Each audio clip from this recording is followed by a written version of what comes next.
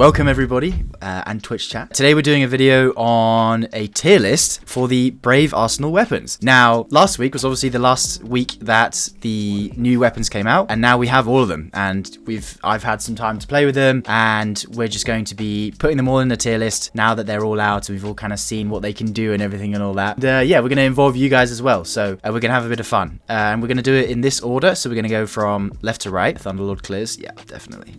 So I have some notes that I want to refer to here. So we're going to start with Blast Furnace. Now, I'm sure you guys can all agree with me here. We're going to be putting Blast Furnace in either C or D tier. To start with, I'm going to put it in C because, well, first of all, it's a pulse rifle, and pulse rifles aren't really that hot in PvE right now. I mean, right now we do have Overload Pulse, which means that for champion-related content, it could be pretty good for that, you know, stunning overloads. The only notable role for PvE, I would say, is like Kinetic Tremors and either One for All, Firefly, something like that. The rest of these perks here are more PvP oriented. You do have Shoot-to-Loot, which could be useful for ammo pickup situations, but unfortunately you can't pair it with Explosive Payload. I don't think they've ever put Explosive Payload on a pulse rifle. If Kinetic Tremors was in this slot, then maybe that would have had a bit more value, but, you know, overall, not a very good pick. So yeah, I think we're going to leave Blast Furnace in the C or the D tier for now. We might adjust it in just a moment. This is definitely more of a PvP pick, not really worth it for PvE. I guess you guys can all see this next one. We have Edge Transit, and to nobody's surprise, it's going in the S tier. Edge Transit, especially the shiny version, is one of the best DPS weapons in the game. As you guys saw in like the previous video that I posted, you can hit around 3.5 million damage to Greg without any debuffs or anything else. But yeah, this is an S plus weapon. You guys know why. Incredible for DPS, much more total damage than rockets. Yeah, this one goes without saying. This is by far the best. It'll probably stay in the first slot of the S tier. All right, so now we're going to move on to Elsie's rifle. Now again, Elsie's rifle, a lot like Blast Furnace. I want to put it in C tier. I think I'll probably put it in front of Blast Furnace purely because it has some synergy with Falcons. So you can see that we get Repulsor Frenzy, or, you know, we can get Repulsor with destabilizing rounds if you wanted to get that loop going without the need for a hunter. You can also get Adrenaline Junkie if you're trying to spec into some sort of grenade build. But generally, if you wanted to use Elsie's rifle, the best use case would be to use it with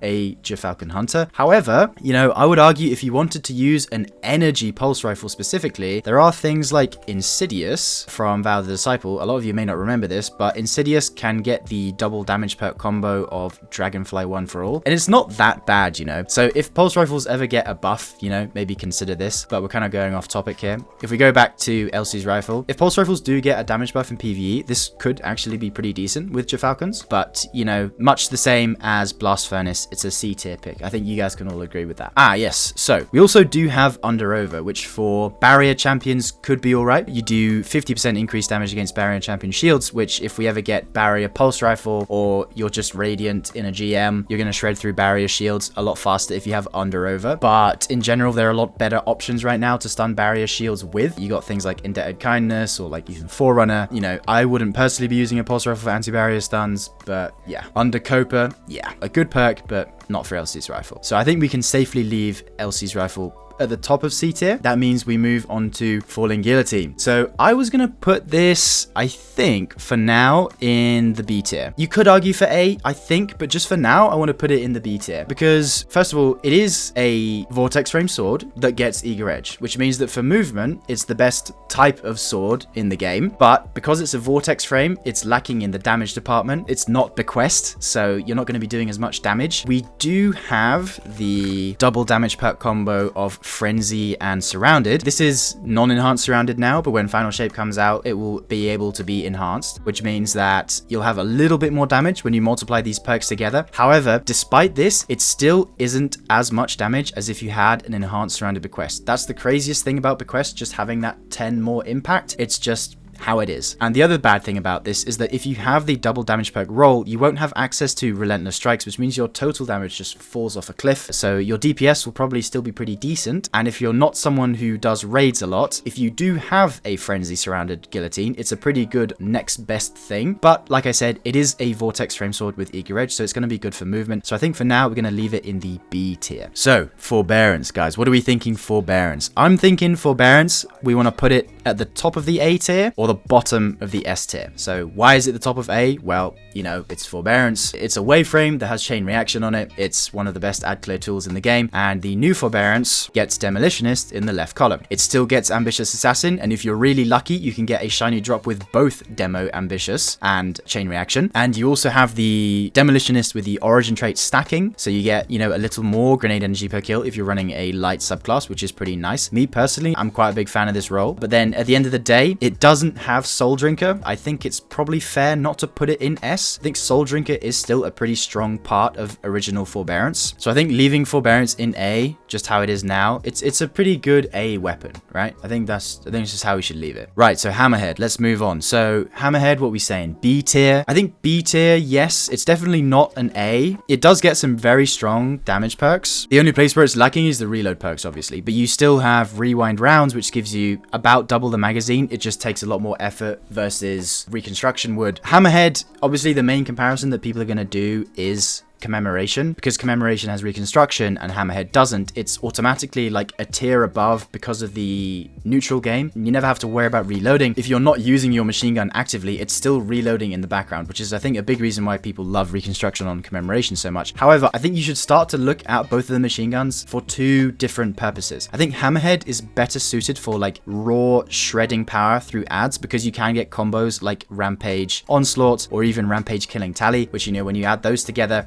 is around a 70% damage buff, so literally any ads in your path are going to get absolutely shredded. But for general utility purposes, I think Commemoration is better if you have no time constraint. So yeah, I'm basically thinking that it deserves to be in the B tier because it's not quite as good for utility as Commemoration is. However, it is decent for shredding ads, and it would be better than Commemoration is for that shredding because of the existence of the double damage perk combo, as well as having Onslaught, which increases your RPM. Again, similar shredding potential. So I think this is a good place to leave it. Hung Jury. I do want to put Hung Jury in D tier, unfortunately, because this is the 4th time that we've had Hung Jury come out. How many copies are in the API? So we have 8. There are 8 versions of this weapon in the API. Don't forget that a couple of these are the same weapon, just like adept versions of it. But yeah, there are far too many versions of this scout rifle. I don't know why they didn't bring this back. I believe it's the Patron of Lost Causes, the one from Season of Dawn. Yeah, see, this would have been a lot cooler scout rifle to bring back. I mean, this perk pool is severely outdated, but if they had to bring one back, I feel like they should have brought this one back. But anyway, there is one role that I briefly want to touch on that you could use it for. It does get Shoot-to-Loot Explosive Payload, which is quite a nice utility role, especially in the kinetic slot. If you're playing something like Onslaught at a high level, if you're farming wave 50s efficiently, you're going to want to be having a weapon with Shoot-to-Loot. And because it has explosive payload on it, it makes picking up the ammo bricks a lot easier. You don't have to be as precise. There aren't many weapons in the kinetic slot that are primary and also get this combo. There is a Vulpecula hand cannon from Seasons of the Lost that does get this combo, and Banshee occasionally sells this weapon. However, this is down to random chance. You can't farm this weapon unless, I think it's part of the dares rotation, but we are stuck with just Hung Jury in terms of like more bearable farming options if you wanted to get the combo of Shoot-to-Loot Explosive Payload. But again, this is a very like high level end game perk combo. It's not something that you're going to want to be using every day. I mean, Explosive Payload is a damage perk. It improves your damage by what, roughly 10%, something like that. But just because it's already been in the game so many times, it's nothing really new. I'm still going to be putting it in the D tier despite having that nice utility combo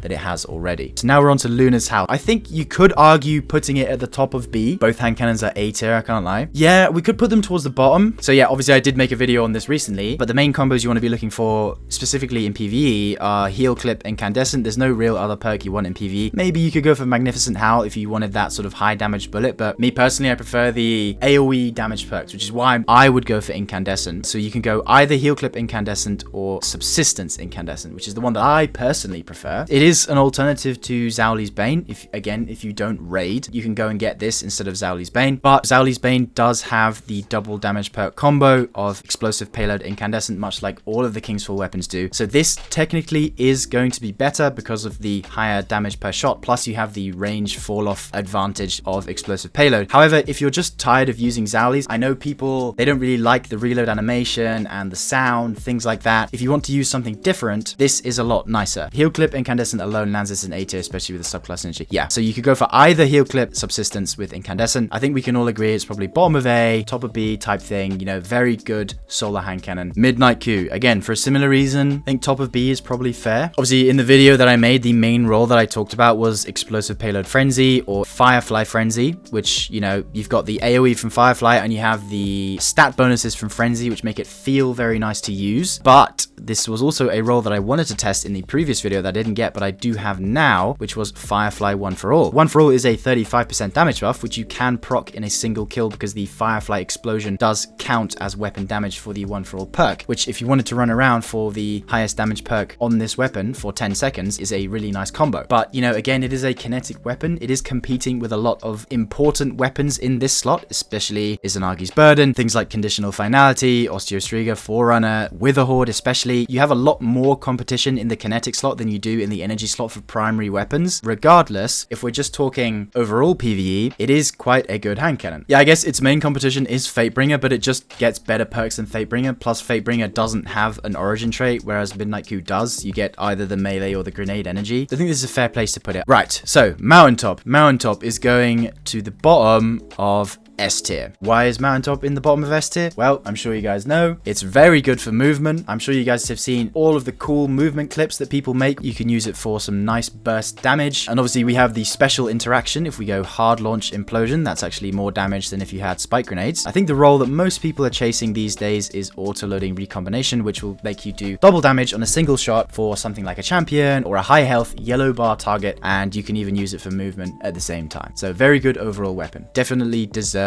spot in the S tier. Two more weapons. We have the Recluse. Now, Recluse, it is just a void SMG at the end of the day. It's not this meta-defining beast that it once was way back in the day. Back then, if you weren't using this weapon, you were throwing. And now, if you're not using this weapon, you're fine. You're not throwing at all if you're not using the Recluse. So yeah, if we take a look at the perks, very typical for your Void SMG, you have things like Frenzy Subsistence. You had this on Funnel Web before. I guess the only notable perks here are some exceptions, like having Repulsor Brace in the third column. They also brought back Master of Arms, but it's only a 15% damage increase. You do get some nice utility of the fact that you can get any kill with any weapon, and it will proc Master of Arms to Recluse. But 15% is quite a weak buff, especially since Frenzy is the same buff, and it also gives you 100 handling and reload speed. You see, if I turn this on, maximum stats already. It can get surrounded. If you want to play as a Void Hunter with Repulsor surrounded in something like Onslaught, this is a pretty decent role, but it's nothing special. Like I said, it's nothing like it was back in the day. I think it escapes C tier by virtue of not being a pulse rifle. But yeah, I think in terms of placement, I think bottom of B tier is pretty much deserved. All right, let's do it. One more weapon, Succession. Now, Succession was already in the game, and the only thing that new Succession has over the old one is the Discord redirection combo that I made a video on. For that reason, I think it's probably middle B tier. I mean, it can get the old classic roles of like Reconstruction, Vorpal, or like Reconstruction, Recombination. I think Succession does deserve to be like, you know, middle bottom of B tier, because the Discord redirection role is quite fun to use. But yeah, very niche, very specialist, just a bit of fun, not necessarily endgame viable, interesting weapon. So I think this is good placement. I think this is good placement for Succession. If you just rank the weapons on its own merit and what them we already have for, S is fair. Yeah, if we pretended that Forbearance didn't exist before and this was the first waveframe that we got, it would definitely be S tier, wouldn't it? Yeah. So yeah, I think that's probably why bottom of S is good. Yeah, having thought about it, bottom of S for Forbearance is nice. I would move Midnight Coup up. Bottom of A tier. You know, it is solid primary. I think we're pretty good on D tier. C tier is very locked in. S tier is locked in. A tier, almost locked in. SMG above the sniper. I could do that as a final adjustment. I think that's fair. I think that's fair because it is, like 900 RPM SMGs are pretty solid on their own. Especially if we get volatile flow back, that's going to be pretty decent. So guys, I think this is a pretty good list. I think this is the final one that we're sticking with. If you guys want to make your own one, I'll have a link to this tier list in the description if you want to go have fun, make your own one with your friends. But yeah, so thanks for watching today, guys. I hope you enjoyed, and I will see you in the next one. Goodbye. If you made it this far, thank you so much. Your support means the world. And if you're really into the content I create, consider becoming a member of the channel, which not only lets you support me in the best way possible, it also nets you a whole host of awesome perks along with it. A massive shout out to these members up on screen, and I'll see you in the next one. Bye for now, dear viewer.